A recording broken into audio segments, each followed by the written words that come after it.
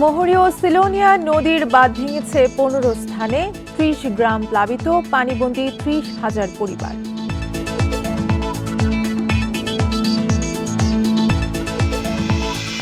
টানা বৃষ্টিতে রাজধানীতে সৃষ্টি হয়েছে জলাবদ্ধতা, যানজট ও যাত্রীদের ভোগান্তি বেড়েছে কয়েক গুণ।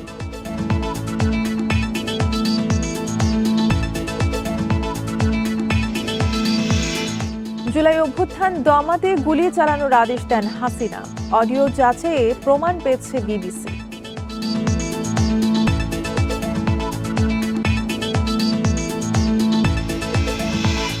শুধু হাসিনা নয়, আওয়ামী লীগেরও বিচার চায় বিএনপি, পাশাপাশি নির্বাচনের প্রস্তুতি নেয়ার তাগিদ।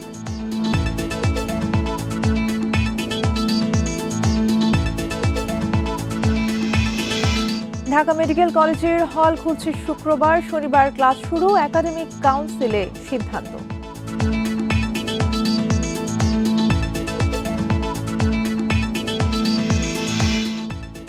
স্বাগত বিরতিহীন সংবাদ দুপুরের সঙ্গে আছি তাসনিমে জান্নাত অর্থী। শিরোনাম শুনছিলেন, এবারে পুরো খবর। ফেনীতে প্রবল বর্ষণ ও উজানের পানিতে মহুরী ও সিলোনিয়া নদীর বন্যা নিয়ন্ত্রণ বাঁধের 15টি স্থানে ভাঙন দেখা দিয়েছে। এতে ফুলগাজী ও পরশুরাম উপজেলার অন্তত 30টি গ্রাম প্লাবিত হয়ে পানিবন্দী 30,000 পরিবার।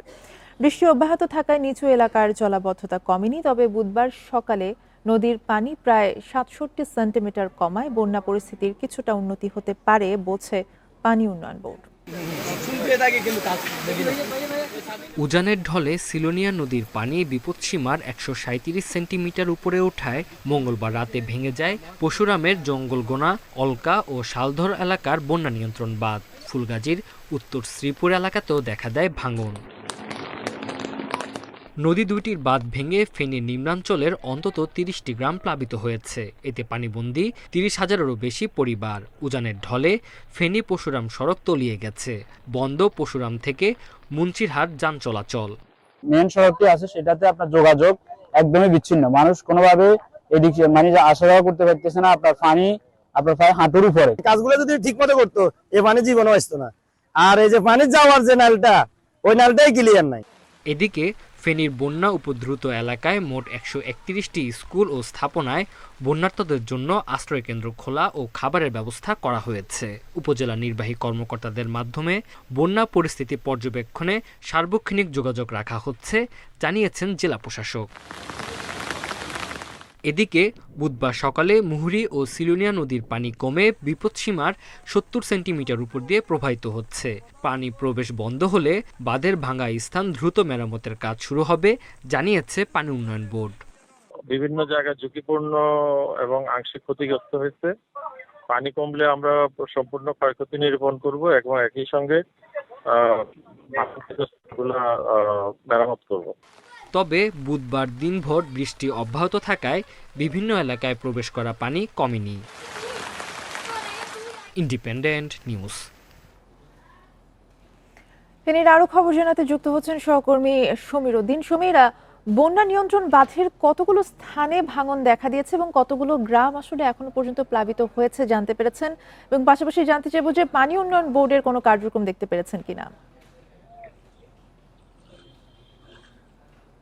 দেখুন, গতকাল বিকেলে প্রথমে 3টি স্থানে ভাঙন দেখা দেয়। এটি হচ্ছে পরশুরামে, পরবর্তীতে ফুলগাজীতে আরো 2টি স্থান দেখা দেয়। রাতের বেলা এটি আরো বেড়ে 15টি স্থান এখন ভাঙন দেখা দিয়েছে। এটি হচ্ছে পরশুরামের এবং ফুলগাজীর, পরশুরামের 9টি স্থান এবং ফুলগাজীর 6টি স্থানে। ফুলগাজী, সিলোনিয়া এবং লোকালয়ে পানি ঢুকছে, বেশি ভাঙন দেখা দিয়েছে শিবপুর এলাকা দিকে। আমি এখন এই মুহূর্তে দাঁড়িয়ে আছি ফুলগাজী এবং ফেনী পরশুরাম যে আঞ্চলিক মহাসড়ক আছে সেটি এখন পানির তলে ডুবে আছে। এখানকার যে স্কুল, কলেজ, মানুষের ঘর বাড়ি সবই এখন পানির তলে।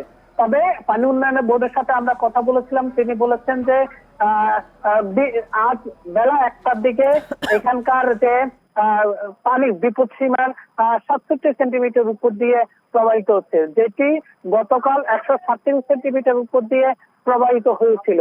এখন যে বলছেন যে পানি এখন আসলে গতি কম থাকলেও লোকালয়ে পানির পরিমাণ বাড়ায়, এটি নতুন যে এলাকা এটি প্লাবিত হয়েছে। প্রায় 30,000 মানুষ যে পানিবন্দী আছে।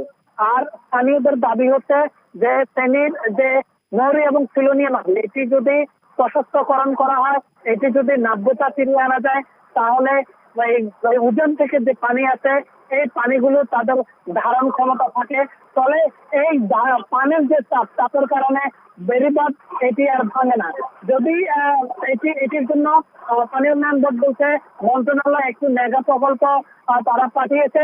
এই মেগা প্রকল্পটি যদি পাস করা হয় তাহলে তাদের উন্নয়ন কর্মকাণ্ড পরিচালিত হবে। আর উন্নয়ন কর্মকাণ্ড পরিচালিত হলে এই ফুলগাজী পশুরাম মানুষের দুঃখ কিছুটা তারা বুঝবে। এখানকার মানুষ বলছে এই বাদ প্রতিবারই বলে যে হবে হবে, কিন্তু কবে হবে, কখন হবে, এটি সে দুশ্চিন্তা, সেটি এখানকার স্থানীয়রা বারবারই আমাদের কাছে অভিযোগ করছেন। তারা বলছেন পানি উন্নয়ন বোর্ড এটি স্থায়ী সংস্কার না করার মূল কারণ হচ্ছে ঠিকাদার এবং পানি উন্নয়ন বোর্ড যতবারই বন্যা হবে ভাঙবে, তারা নতুন বরাদ্দ দিতে পারবে, তখন সেই বরাদ্দ থেকে তাদের যে উৎকোচের যে বিষয়টা, আয়ের যে বিষয়টা, সেটি তারা নিশ্চিত করতে পারবেন বলে স্থায়ী সমাধান করেন না, এই জাতীয় অভিযোগটা করেন। তো প্রশাসনের পক্ষ থেকে যে আশ্রয় প্রকল্পগুলো তৈরি করা হয়েছে সেগুলোতে তারা খাবার এখন দিচ্ছেন, শুকনো খাবার দিচ্ছেন, তবে বন্যা দুর্গত এলাকায় যে সমস্ত মানুষগুলো আছেন তাদের কাছে খাবার পৌঁছানোর যে বিষয়টি সেটি এখনো তারা করতে পারছেন না। তো আমার কাছে আর যে তথ্য সেটি হচ্ছে ফেনী শহরে যে জলাবদ্ধতা, সেই জলাবদ্ধতা এখনো রয়েছে চলমান।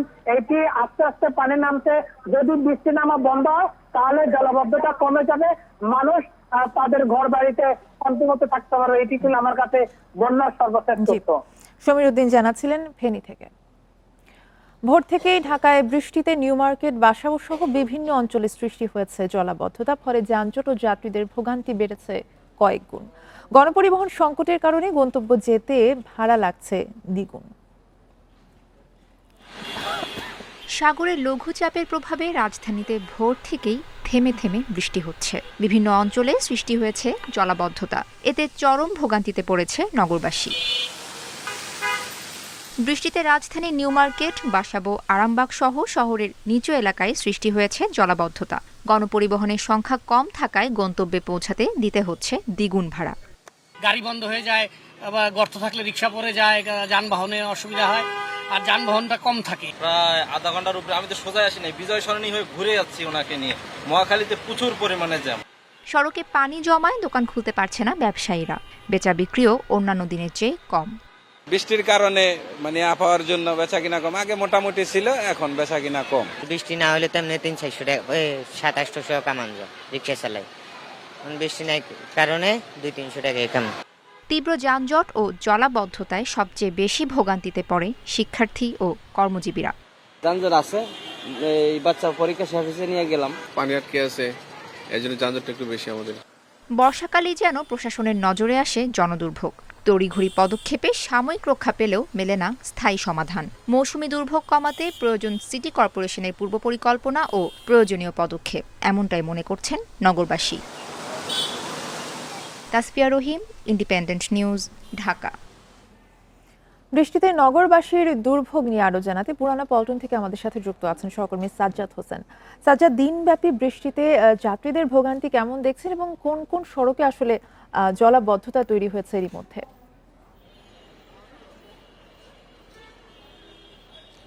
জি, আমরা কিন্তু সকাল থেকেই রাজধানীর বিভিন্ন গুরুত্বপূর্ণ সড়কগুলোতে অবস্থান করছি এবং বিভিন্নভাবে তথ্য সংগ্রহ করছি। আমরা ঘুরে যে জিনিসটি দেখতে পেয়েছি, রাজধানীর নিউ মার্কেট, আরামবাগ, বাসাবো সহ যেই নিচু এলাকাগুলো ছিল এখানে কিন্তু জলাবদ্ধতা লক্ষ্য করা গেছে। এই মুহূর্তে আমরা কিন্তু আছি রাজধানীর পুরানা পল্টনে।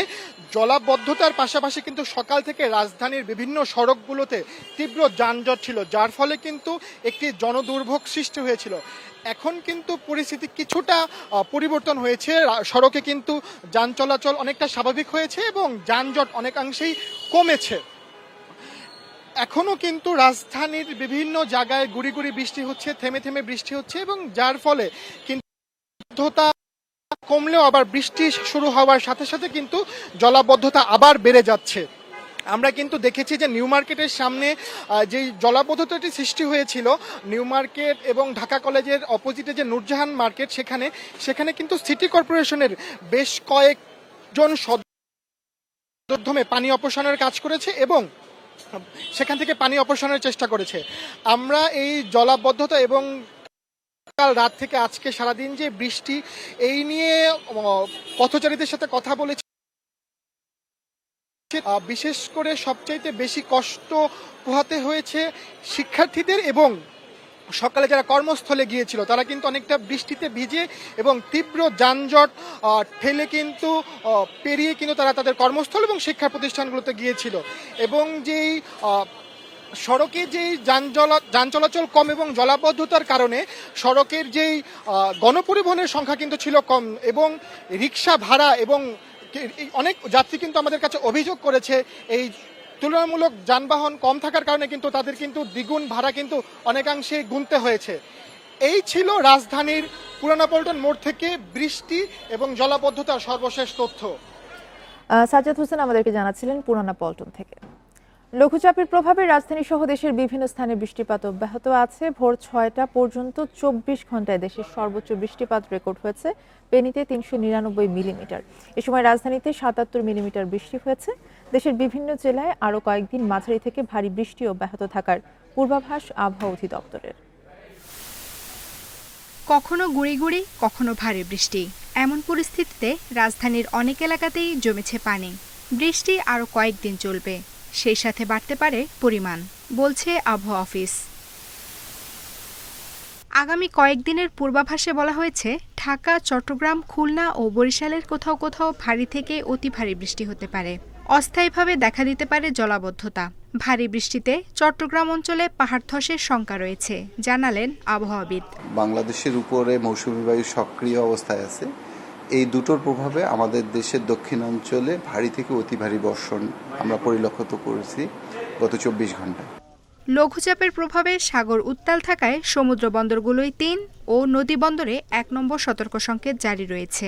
সমুদ্র বন্দর সমূহের জন্য ৩ নম্বর স্থানীয় সতর্কতা সংকেত দেখিয়ে দিতে বলা হয়েছে এবং যে দেশের দক্ষিণ অঞ্চলে বিশেষ করে খুলনা, বরিশাল, পটুয়াখালী, কুমিল্লা, নোয়াখালী, চট্টগ্রাম, কক্সবাজারে নদী বন্দরগুলোর জন্য ১ নম্বর সতর্কতা সংকেত দেখিয়ে দিতে বলা হয়েছে। এদিকে পটুয়াখালী, কুয়াকাটা, যশোরে ভারী বৃষ্টি অব্যাহত রয়েছে। এতে নিচু এলাকার অনেক ঘরবাড়িতে পানি প্রবেশ করেছে। তলিয়ে গেছে ফসলের ক্ষেত, মাছের ঘের ও পুকুর। আফসানা আফরোজ জুই, ইন্ডিপেন্ডেন্ট নিউজ, ঢাকা। এ বিষয়ে আরো জানাতে বরিশাল এবং চট্টগ্রাম থেকে আমাদের সাথে যুক্ত আছেন সহকর্মীরা। শুরুতেই বরিশাল থেকে যুক্ত হচ্ছেন সহকর্মী মুরাদ আহমেদ। মুরাদ, বরিশালে কি অবস্থা? টানা বৃষ্টিতে কোন কোন এলাকায় জলাবদ্ধতা তৈরি হয়েছে? আসলে বরিশালে আপনি জানেন যে ৭ তারিখ ভোর ৬টা থেকে বৃষ্টি শুরু হয়েছে। এই থেমে বৃষ্টি হয়, আবার থেমে যায়, অর্থাৎ চালু এবং থামার মধ্যে রয়েছে বৃষ্টি। কিন্তু গত ২৪ ঘন্টায় একটু বেশি বর্ষেছে।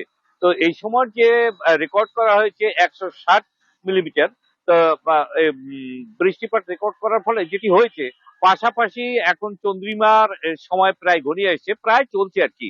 তো পূর্ণিমা হলে পর যেটা হয়, আমার দক্ষিণাঞ্চলে পানি ফুসলে সেই পানি কিন্তু শহরে উঠে যায়। ড্রেনেজ ব্যবস্থা এরা বলেছে যে খুব ভালো করেছি, এতটাই ভালো হয়েছে যে এখন আর বৃষ্টি লাগে না। নদীর পানি যদি ফুসে ওঠে স্বাভাবিক জোয়ারের চেয়ে একটু বেশি, তাহলেই সেটি চলে আসে বরিশাল শহরে। বরিশাল শহরে আপনি দেখুন, আমি এখন দাঁড়িয়ে আছি এই এলাকাটি, কখনোই আমরা দেখিনি, এই শীতলাখোলার মোড়, আমরা কখনোই এটিকে দেখিনি যে একটা বড় কোনো ধরনের জলাবদ্ধতায় আবদ্ধ হতে।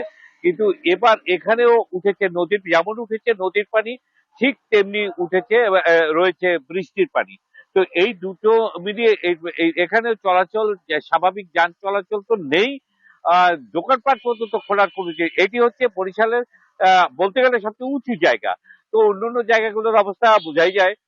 আমরা যদি বগুড়া রোড, আমরা Battala, Nabagram road, BM school, BM college, আমরা বিভিন্ন অলিগলির তো কথাই নেই, অলিগলিতে বৃষ্টি হয়। তবে একটি কথা, যে ১ ঘন্টার ব্যবধানে এটা বোঝা যাচ্ছে না যে এই পানি থাকবে কি থাকবে না। অর্থাৎ ভাটি যখন টান দিচ্ছে তখন কিন্তু পানি নেমে যাচ্ছে। আবার যখন জোয়ার আসছে এবং সাথে বৃষ্টি তো থাকছেই, তো সেই বৃষ্টিতে পানি আবার বেড়ে যাচ্ছে। তো এদিকে আবহাওয়া অফিস এই সংকেত দিয়েছে যে কিছু বৃষ্টি আরো হবে।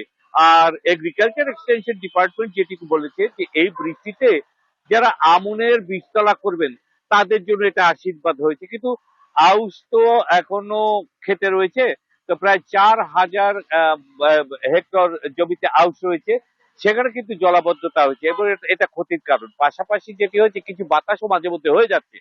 এখন এই বাতাসে যে সবজি রয়েছে, লতা জাতীয় সবজি যেগুলো, এগুলো কিন্তু ঝরে যাচ্ছে, পড়ে যাচ্ছে, কর্দমুক্ত হচ্ছে এবং নষ্ট হয়ে যাচ্ছে। এই দুটো সংকেত দিয়েছে আবহাওয়া অফিস। তারা যেটা বলেছে যে পর্যন্ত হয়েছে সে পর্যন্ত যদি স্থির থাকে ভালো, আর বৃষ্টি আরো বেশি হলে আউশের ক্ষতি হবে, আমনের জন্য এটি ভালো সংবাদ। আর রাস্তাঘাটের অবস্থা আগেই বলা হয়েছে, তলিয়ে আছে প্রায় রাস্তা, হ্যাঁ, তবে জোয়ার যদি রেস্ট নেয় তাহলে কিন্তু কমে যাবে। রেস্টলেস বলে এই জন্য বলা যে এক জোয়ার শেষ না হতে হতে পরবর্তী জোয়ার যদি শুরু হয়ে যায় তাহলে কিন্তু এই পানি আরো বাড়বে। মুরাদ, আপনি আমাদের সঙ্গেই থাকবেন। আমরা একটু চট্টগ্রামের খবর জানবো সহকর্মী আব্দুল্লাহ রাকিবের কাছ থেকে। রাকিব, টানা বৃষ্টিতে চট্টগ্রামের কি অবস্থা, ভোগান্তি কেমন দেখছেন এবং চট্টগ্রামের কোন কোন এলাকা প্লাবিত হয়েছে?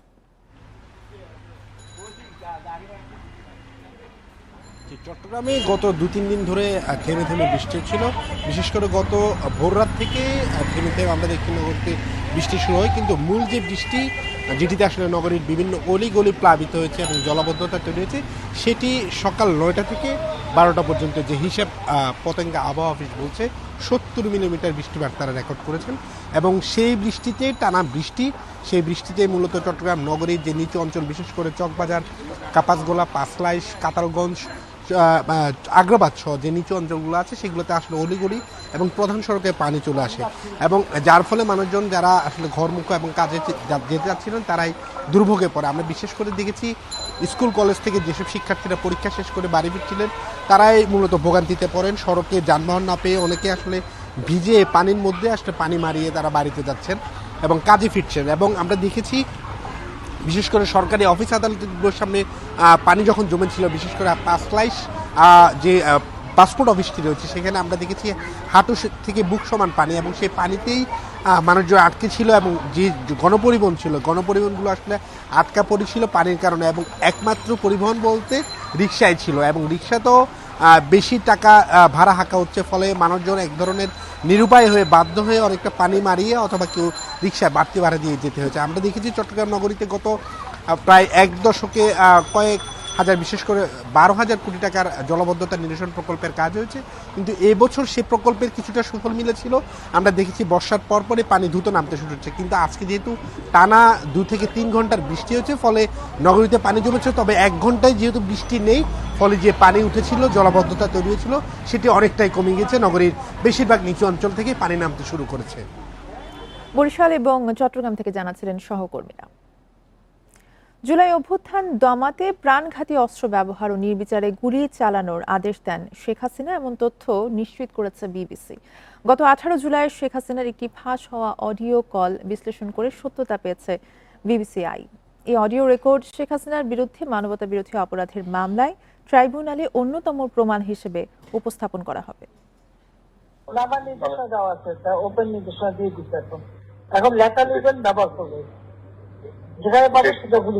জুলাই আন্দোলনে ছাত্র জনতার উপর নির্বিচারে গুলি চালায় আইন শৃঙ্খলা বাহিনী। গত মার্চে শেখ হাসিনার সে সময়কার একটি ফোন কল রেকর্ড ফাঁস হয়। এতে আন্দোলনকারীদের উপর প্রাণঘাতী অস্ত্র ব্যবহার এবং যেখানেই পাওয়া যায় সেখানেই গুলি চালাতে নিরাপত্তা বাহিনীকে নির্দেশ দেন তিনি। গত বছরের 18 জুলাই গণভবন থেকে টেলিফোনে এক ঊর্ধ্বতন কর্মকর্তাকে এসব নির্দেশ দেন তৎকালীন প্রধানমন্ত্রী শেখ হাসিনা। ফাঁস হওয়া অডিওটির সত্যতা নিশ্চিত করেছে বিবিসি আই। বুধবার এ সংক্রান্ত একটি প্রতিবেদনও প্রকাশ করে ব্রিটিশ এই গণমাধ্যম। এতে বলা হয়, ফাঁস হওয়া অডিওটি একটি গুরুত্বপূর্ণ প্রমাণ যে তিনি বিক্ষোভকারীদের গুলি করতে সরাসরি অনুমোদন দিয়েছিলেন। বাংলাদেশের প্রসিকিউটররা বিশেষ ট্রাইব্যুনালে শেখ হাসিনার বিরুদ্ধে মানবতা বিরোধী অপরাধের মামলায় ফাঁস হওয়া অডিওটিকে গুরুত্বপূর্ণ প্রমাণ হিসেবে উপস্থাপন করবে বলছে বিবিসি। শেখ হাসিনার ফোন কল রেকর্ডিংয়ের সত্যতা যাচাইয়ে অডিও ফরেনসিক এক্সপার্ট ইয়ারশটের সাহায্য নেয় বিবিসি। রেকর্ডটি এডিট বা হেরফেরের কোনো প্রমাণ পায়নি ইয়ারশট। ফোন কলে ইলেকট্রনিক নেটওয়ার্ক ফ্রিকোয়েন্সি পেয়েছে ইয়ারশট, যা বানানো রেকর্ডিংয়ে থাকে না। বাংলাদেশ পুলিশের সিআইডিও শেখ হাসিনার কণ্ঠস্বরের সঙ্গে অডিওটির মিল দেখেছে, বলছে বিবিসি। গত বছরের জুলাইয়ে শুরু হওয়া ছাত্র জনতার আন্দোলনে আইনশৃঙ্খলা বাহিনী নির্বিচারে গুলি চালায়। শেখ হাসিনার নির্দেশের পর সামরিক বাহিনীর প্রাণঘাতী অস্ত্র নিরাপত্তা বাহিনীকে সরবরাহ করা হয়। আন্দোলনে ১৪০০র বেশি মানুষের মৃত্যু হয় বলে জানিয়েছে জাতিসংঘ। এদিকে আওয়ামী লীগের পক্ষ থেকে বলা হয়েছে, বিবিসির উল্লেখ করা অডিও রেকর্ডিংয়ের সত্যতার বিষয়ে নিশ্চিত নয় তারা। Zobayer Hossain, Independent News. গণহত্যার দায়ে শুধু শেখ হাসিনা নয়, আওয়ামী লীগেরও বিচার হওয়া উচিত বলে মন্তব্য করেছেন বিএনপি মহাসচিব মির্জা ফখরুল ইসলাম আলমগীর। বিচার, সংস্কার এবং নির্বাচনের প্রস্তুতি একসাথে চলতে পারে বলেও জানান তিনি। বুধবার ঢাকায় এসব কথা বলেন বিএনপি মহাসচিব। অসুস্থ বিএনপি চেয়ারপারসনের উপদেষ্টা ডাক্তার আব্দুল কুদ্দুস ও অধ্যাপক ডাক্তার সিরাজউদ্দিনকে দেখতে রাজধানীর নিউরোসায়েন্স হাসপাতালে যান বিএনপি মহাসচিব মির্জা ফখরুল ইসলাম আলমগীর। পরে গণমাধ্যমে কথা বলেন মির্জা ফখরুল, জানান গণতন্ত্রের জন্য সবচেয়ে বেশি ত্যাগ স্বীকার করেছে বিএনপি। এ সময় আওয়ামী লীগের দমন নির্যাতনের চিত্র তুলে ধরে বিচারের দাবি জানান মির্জা ফখরুল।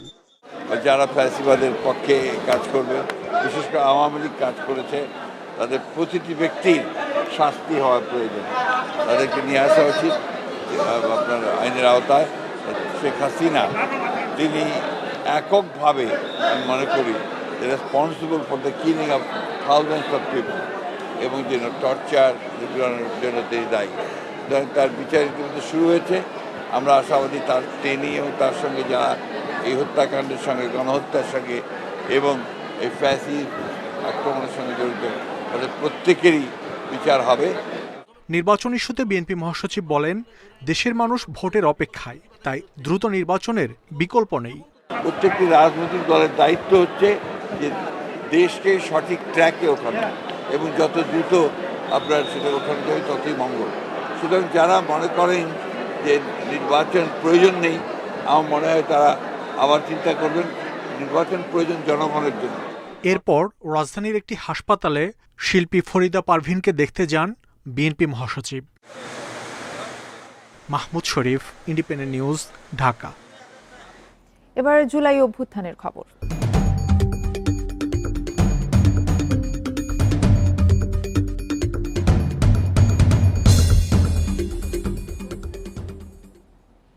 জুলাই আন্দোলনে সারা দেশের মতো উত্তাল হয় বন্দরনগরী চট্টগ্রাম। তবে এক বছর পরেও আন্দোলনের কোনো স্মারক স্থাপিত হয়নি নগরীতে। জুলাই ছাত্র জনতার অভ্যুত্থানের কোনো স্থাপনা না হওয়ায় ক্ষোভ ও হতাশা জানিয়েছেন রাজপথের আন্দোলনকারীরা। দ্রুত জুলাই অভ্যুত্থান ও হতাহতদের স্মরণে নগরীতে স্মৃতিস্তম্ভ স্থাপনের দাবি তাদের।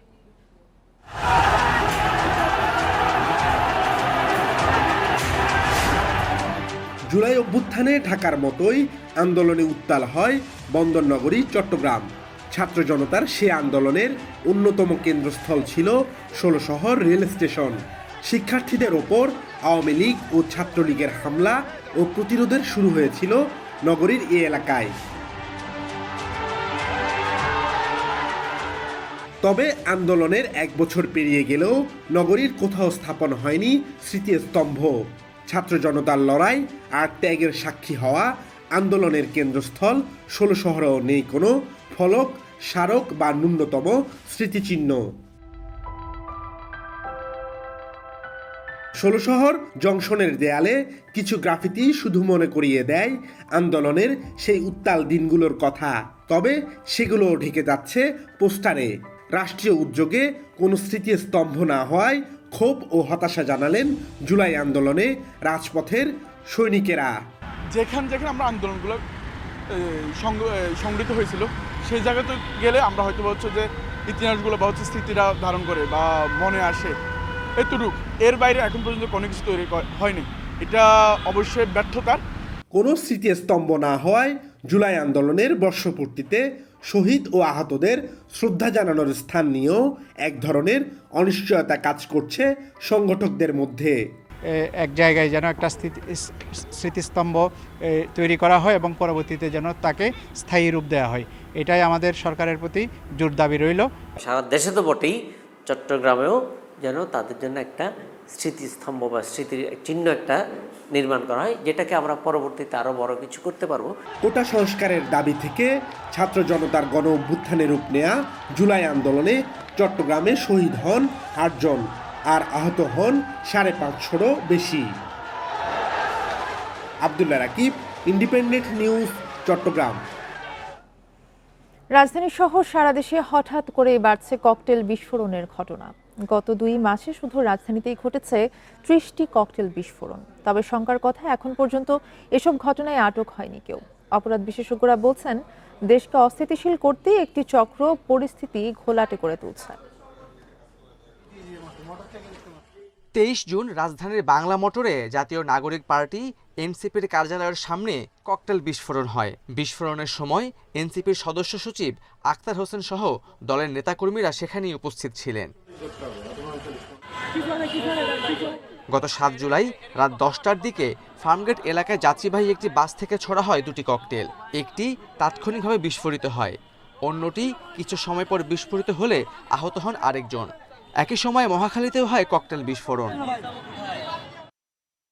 এর আগে 16 জুন আন্তর্জাতিক অপরাধ ট্রাইব্যুনালের সামনে ককটেল বিস্ফোরণ ঘটে। একই দিন ঢাকা বিশ্ববিদ্যালয় এলাকা থেকে 7টি অবিস্ফোরিত ককটেল উদ্ধার করা হয়। আর 25 জুন রাতে ঢাকা বিশ্ববিদ্যালয়ের রাজু ভাস্কর্যের পাদদেশে ককটেল বিস্ফোরণ হয়। গত 6 মাসে রাজধানীতে ঘটেছে অন্তত 50টি ককটেল বিস্ফোরণের ঘটনা। সারা দেশে এই সংখ্যা শতাধিক। এর মধ্যে গত 2 মাসে ঢাকায় ঘটেছে 30টির বেশি। ক্রমাগত এই সংখ্যা বাড়লেও এসব ঘটনায় মামলা হয়েছে মাত্র 1টি, আটক হয়নি কেউ। বাংলা মোটরের একটা ঘটনায় রমনা থানায় একটা মামলা রুজু করা হয়েছিল।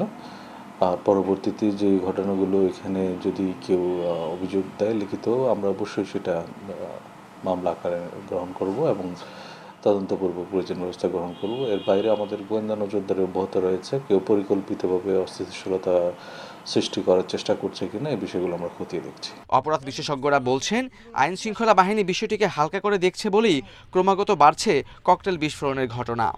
এখন থেকেই কঠোর অবস্থানে না গেলে পরিস্থিতি আরও খারাপের দিকে যাবে বলে মত বিশেষজ্ঞদের। যে এক এনসিপির কার্যালয়ের সামনেই একাধিকবার এই ঘটনা ঘটেছে, রাজধানীর অন্যান্য স্থানে এই ঘটনাগুলো ঘটেছে। সুতরাং এখানে বুঝতে হবে যে কোনো একটা অপরাধপ্রবণ গোষ্ঠী একটা অস্থিরতা সৃষ্টি করতে চায় এবং সেই অস্থিরতা সৃষ্টির পেছনে আমাদের এখানে অর্থ বিনিয়োগেরও যথেষ্ট উদাহরণ অথবা আমরা সেই তৎপরতাও কিন্তু দেখি এবং এর সাথে রাজনৈতিক টানাপোড়েনেরও একটা সম্পর্ক আছে। পুলিশ নিজেদের তৎপর দাবি বললেও তা প্রমাণে ব্যর্থ হয়েছে বলে মনে করেন বিশ্লেষকরা। Khaled Raihan, independent news, Dhaka. আলোচিত সাবেক দুদক কর্মকর্তা মোহাম্মদ শরীফ উদ্দিনকে চাকরিতে পুনর্বহালের নির্দেশ দিয়েছেন হাইকোর্ট। পাশাপাশি দুদকের উপ সহকারী পরিচালকের পাওনা বকেয়া বেতন ও সব সুযোগ সুবিধাও ফেরতের নির্দেশ দিয়েছেন আদালত। দুপুরে হাইকোর্টের আদেশে আগামী 30 দিনের মধ্যে শরীফ উদ্দিনকে কাজে যোগদানের ব্যবস্থা করার নির্দেশ দেওয়া হয়। এর মধ্য দিয়ে দীর্ঘ 3.5 বছর আইনি লড়াইয়ের পর চাকরি ফিরে পাচ্ছেন শরীফ উদ্দিন। 2022 সালের 16 ফেব্রুয়ারি তাকে কোনো কারণ দর্শানো ছাড়াই চাকরিচ্যুত করে দুদক। আদালতের নির্দেশের পর মোহাম্মদ শরীফ উদ্দিন জানান, চাকরি ফিরে পেয়ে সব দুঃখ কষ্ট কেটে গেছে। তিনি কক্সবাজারে 72টি প্রকল্পে 3.5 লাখ কোটি টাকার ভূমি অধিগ্রহণের দুর্নীতি, কিছু রোহিঙ্গার এনআইডি ও পাসপোর্ট জালিয়াতি, কর্ণফুলী গ্যাসে অনিয়ম সহ বেশ কিছু দুর্নীতি বিরোধী অভিযান পরিচালনা এবং মামলা করে আলোচনায় আসেন। এরপর শরীফ উদ্দিনকে চট্টগ্রাম থেকে পটুয়াখালীতে বদলি এবং পরে চাকরিচ্যুত করা হয়।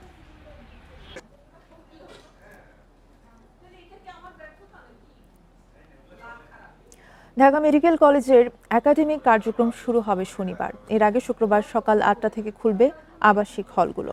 ঢাকা মেডিকেল কলেজের একাডেমিক কাউন্সিলের জরুরি সভায় এসব সিদ্ধান্ত নেওয়া হয়েছে। পরে এক বিজ্ঞপ্তিতে এসব তথ্য জানানো হয়। এর আগে 21 জুন ঢাকা মেডিকেল কলেজ অনির্দিষ্টকালের জন্য বন্ধ ঘোষণা করে ঢাকা মেডিকেল কলেজ প্রশাসন। পরদিন দুপুরের আগে শিক্ষার্থীদের হল ছাড়ার নির্দেশনাও দেওয়া হয়। এর আগে 5 দফা দাবিতে আন্দোলন শুরু করে শিক্ষার্থীরা। দাবিগুলোর মধ্যে রয়েছে নতুন আবাসিক হল নির্মাণে দ্রুত বাজেট পাস, নতুন আবাসন গড়ে তোলা না হওয়া পর্যন্ত শিক্ষার্থীদের জন্য বিকল্প আবাসনের ব্যবস্থা করা।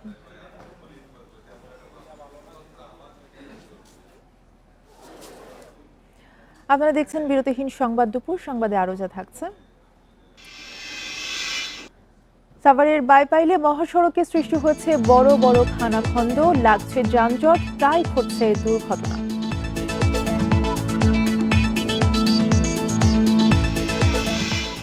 কমলাপুর অংশে মেট্রো রেল প্রকল্পে খরচ কমল 186 কোটি টাকা। আগামী বছর ডিসেম্বরে চালুর চিন্তা।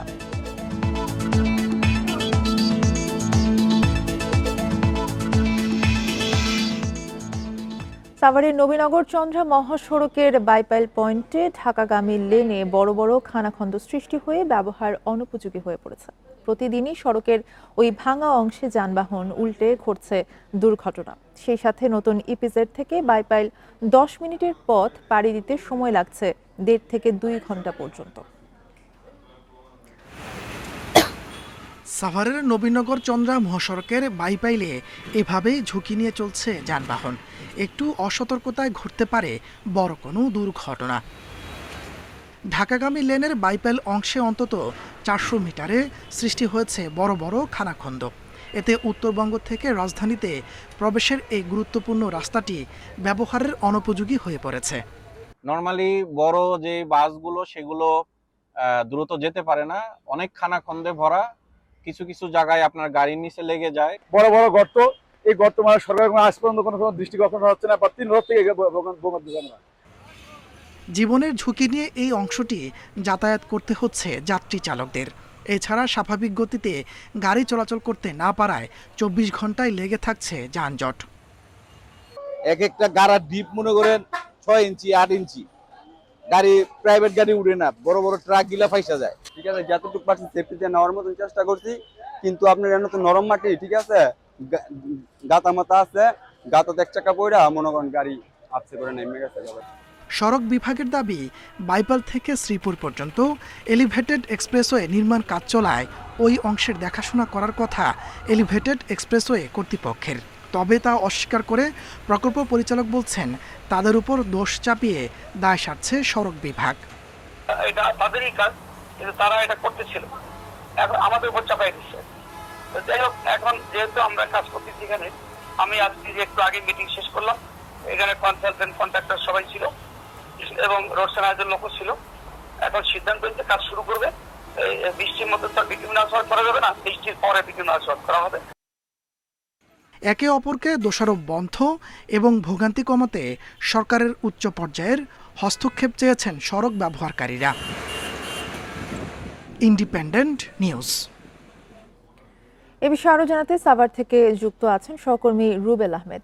রুবেল, কতদিন ধরে বাইপাইলের সড়কের এমন বেহাল দশা এবং সড়ক ও জনপদ বিভাগ কি জানিয়েছে বিষয়ে? সাভারের যে এই খানাখন্দের সৃষ্টি হয়েছে, এই খানাখন্দের কিন্তু আজকে প্রথম হয়েছে এমনটি নয়, আমরা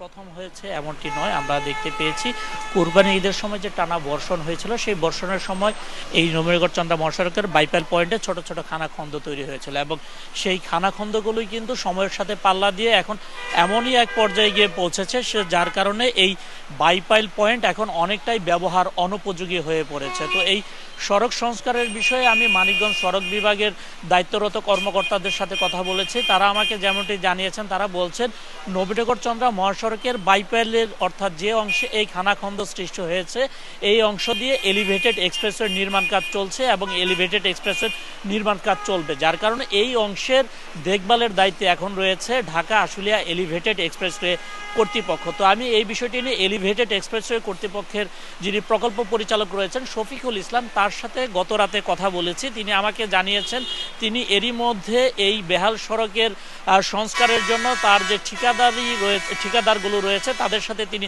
কথা বলেছেন এবং দ্রুততম সময়ের মধ্যে এই সড়কটি সংস্কারের উদ্যোগ নেওয়া হবে বলে তিনি আমাদেরকে জানিয়েছেন এবং মানিকগঞ্জ সড়ক বিভাগ যে তাদের উপরে দায় চাপাচ্ছেন তিনি কিন্তু সেটি অস্বীকার করছেন। তবে মানিকগঞ্জ সড়ক বিভাগের পক্ষ থেকে আমরা দেখতে পেয়েছি এই সড়কটি বেহাল অবস্থায় থাকার কারণে মানিকগঞ্জ সড়ক বিভাগ এলিভেটেড এক্সপ্রেসওয়ে কর্তৃপক্ষকে গত মাসের 26 তারিখে কিন্তু তারা সড়কটি সংস্কারের জন্য কিন্তু তারা চিঠি ইস্যু করেছিল, কিন্তু এতদিন হয়ে গেল এলিভেটেড এক্সপ্রেসওয়ে কর্তৃপক্ষ কোনো ধরনের প্রয়োজনীয় উদ্যোগ না নেওয়াতে কিন্তু সড়কের এমন বেহাল অবস্থা তৈরি হয়েছে। সড়ক ব্যবহারকারীরা দ্রুততম সময়ের মধ্যে এই বেহাল সড়কটি সংস্কারের আহ্বান জানিয়েছে। সাভার থেকে জানাচ্ছিলেন রুবেল আহমেদ। মতিঝিল থেকে কমলাপুর অংশে মেট্রো রেল সম্প্রসারণে খরচ কমল। ঠিকাদার প্রতিষ্ঠানের সঙ্গে দর কষাকষিতে কমানো হয়েছে 186 কোটি টাকা। প্রকল্পের ব্যবস্থাপনা পরিচালক জানান, রেল লাইন, বিদ্যুৎ লাইন এবং সংকেত ব্যবস্থায় খরচ সমন্বয় করা হয়েছে। সব ঠিক থাকলে আগামী বছরের ডিসেম্বরের মধ্যে এই অংশ চালু হতে পারে। মেট্রো রেলের মতিঝিল থেকে কমলাপুর অংশে রয়েছে 1.16 কিলোমিটার। উড়াল পথ ও স্টেশন নির্মাণে কাজ করছে ইতালি থাই ডেভেলপমেন্ট কোম্পানি। এখন পর্যন্ত কাজ হয়েছে অর্ধেকের বেশি। আর রেল লাইন, বিদ্যুৎ লাইন ও সংকেত ব্যবস্থাপনার কাজ করছে জাপান ও ভারতের দুটি প্রতিষ্ঠান। সম্প্রসারিত অংশের খরচ চাওয়া হয় 651 কোটি টাকা, কিন্তু খরচ কমাতে প্রয়োজনে উন্মুক্ত দরপত্রের সিদ্ধান্ত নেয় সরকার। দীর্ঘ দর কষাকষির পর খরচ দাঁড়িয়েছে 465 কোটি টাকা। কন্ট্রাক্ট অ্যাওয়ার্ডের জন্য ওরা রিভাইজড অফার দিয়েছে একটা, যে অফারটা অরিজিনালি ছিল 17 জুলাই 2023-তে। 2 বছর নেগোসিয়েশনের পরে প্রায় এই প্রাইসে আমরা একটা অফার দিয়েছে। সেই রিভাইজড অফারটা হলো আগের চেয়ে প্রায় 30% কম। বিশেষজ্ঞদের মন্তব্য, যে কোনো প্রকল্পে বাড়তি খরচ করা এতদিন নিয়মে পরিণত হয়েছিল, এবার তার ব্যতিক্রম হলো। ভবিষ্যতে আরও পর্যালোচনার তাগিদ তাদের। একটু সতর্কবার্তা দিতে হবে যে আমি যা ইচ্ছা তা করতে পারি না। জনগণের টাকায় যখন উন্নয়ন হয়, এটা যেন সাশ্রয়ী মূল্যে হয়, টেকসই মূল্যে হয়। যাদের কাজ করার কথা তারাই যেন কাজ করে, এলোমেলো যেন কাজ না হয়। মেট্রো রেলের MRT 6 লাইন উত্তরা থেকে কমলাপুরে মিশবে। একই সঙ্গে লাইন 1 রুটের একটি অংশ বিমানবন্দর থেকে কমলাপুরে শেষ হবে। Shahid Ahmed, independent news, Dhaka. চট্টগ্রাম বন্দরে পড়ে আছে প্রায় 2 লাখ টন নিলাম ও ধ্বংসযোগ্য পণ্য। বন্দরের জট ও নিরাপত্তা ঝুঁকি বিবেচনায় এসব মালামাল সরাতে বিশেষ নিলাম কমিটি গঠন করেছে জাতীয় রাজস্ব বোর্ড। বন্দরের সাথে সমন্বয় করে 10,000 কন্টেইনারে রাখা এসব পণ্য দ্রুত নিলাম বা ধ্বংসের মাধ্যমে ইয়ার্ড খালির ব্যবস্থা করবে কমিটি। বাস্তবসম্মত সিদ্ধান্ত নিয়ে কমিটিকে আগানোর তাগিদ আমদানি রপ্তানিকারকদের। চট্টগ্রাম বন্দরে পড়ে থাকা পণ্যের নিলাম ও নষ্ট হওয়া পণ্য ধ্বংসের বিষয়ে কাস্টম হাউসের সাথে প্রতিনিয়তই চিঠি চালাচালি হয় কর্তৃপক্ষের। খোলা পণ্য ও কন্টেইনারের তালিকা নিয়মিতভাবে পাঠানো হয় কাস্টমসে। চট্টগ্রাম বন্দরের সবশেষ তথ্য বলছে 9,644টি কন্টেইনারে প্রায় 2 লাখ টন নিলাম ও ধ্বংসযোগ্য পণ্য জমে আছে ইয়ার্ডে। আইনি জটিলতা, নিয়মের বেড়াজাল, সমন্বয়হীনতা ও দুর্নীতির কারণে এসব পণ্য ধ্বংস ও নিলামে গতি নেই। বন্দর ও কাস্টম হাউসের মধ্যেও আছে নানা টানাপোড়েন। আমরা আমাদের নিয়ম অনুযায়ী 30 দিন অতিক্রান্ত হলেই আমরা কাস্টমসকে অকশনের জন্য একটা বাই পেপার হ্যান্ডওভার করে দিয়ে থাকি এবং হ্যান্ডওভার করার পরে কাস্টমস কর্তৃক সেটা যথানিয়মে অকশন করা হয়। তো সেই হিসেবে চট্টগ্রাম বন্দর থেকে আমরা যা যা আমাদের নির্দেশনা অনুযায়ী সাপোর্ট দিতে হয় সেটা আমরা করে যাব। বন্দর কর্তৃপক্ষ আমাদেরকে জানায় যে এই কন্টেইনারটা এই অবস্থায় আছে বা নির্দিষ্ট সময় পার হয়ে গিয়েছে। তারপরে আমরা আমদানিকারককে চিঠি দিই পণ্য তার অনুকূলে খালাস করার জন্য। যদি আমদানিকারক খালাস না করে তখন আমরা সেটা নিলাম বা ধ্বংস যেই কার্যক্রম হোক সেই কার্যক্রমে যাই। এমন পরিস্থিতিতে পণ্য নিলাম ও ধ্বংসের মাধ্যমে ইয়ার্ডের চাপ কমাতে কাস্টমসের অতিরিক্ত কমিশনারের নেতৃত্বে 7 সদস্যের কমিটি গঠন করেছে এনবিআর। এদিকে আমদানি রপ্তানি সংশ্লিষ্টরা বলছে, গতানুগতিক পদ্ধতিতে কমিটি কাজ করলে সুফল মিলবে না। সুপার প্রফিট করতেও পারবো না, আবার কাস্টমস যদি ধরে রাখে যে তার বুক ভ্যালুতেই এটা নিতে হবে, সেটাও কিন্তু সঠিক না। এটা একটা মার্জিন রাখতে হবে। এসব নিলামযোগ্য ও নষ্ট হওয়া পণ্য বন্দর ইয়ার্ডের প্রায় 18% জায়গা দখল করে আছে। অনুপম শীল, ইন্ডিপেন্ডেন্ট নিউজ, চট্টগ্রাম। চ্যালেঞ্জের মধ্যেও একক দেশ হিসেবে তৈরি পোশাক রপ্তানিতে গত বছরও বিশ্ববাজারে দ্বিতীয় শীর্ষ অবস্থান ধরে রেখেছে বাংলাদেশ। যদিও এ সময়ে বাজার কমেছে 0.48%। বাংলাদেশের পর তৃতীয় অবস্থানে রয়েছে ভিয়েতনাম। বিশ্ব বাণিজ্য সংস্থার প্রতিবেদনে এমন তথ্য উঠে এসেছে। চলতি মাসে প্রতিবেদনটি প্রকাশ করেছে সংস্থাটি। এতে বলা হয়, গত বছর বৈশ্বিক পণ্য ও সেবা বাণিজ্য 4% বেড়ে 31.5 ট্রিলিয়ন মার্কিন ডলারে দাঁড়িয়েছে। টানা 2 বছর ধরে বাংলাদেশের তৈরি পোশাক রপ্তানি 38 বিলিয়ন ডলারের ঘরে। গত বছর রপ্তানি আয় ছিল 38.48 বিলিয়ন ডলার আর প্রবৃদ্ধি 0.21%। রপ্তানিতে সামান্য প্রবৃদ্ধি থাকলেও বাজার হিস্সা কমে গেছে বাংলাদেশের। 2023 সালে বিশ্বে তৈরি পোশাক রপ্তানিতে বাংলাদেশের বাজার হিস্সা ছিল 7.38%। গত বছর সেটি কমে দাঁড়িয়েছে 6.90%।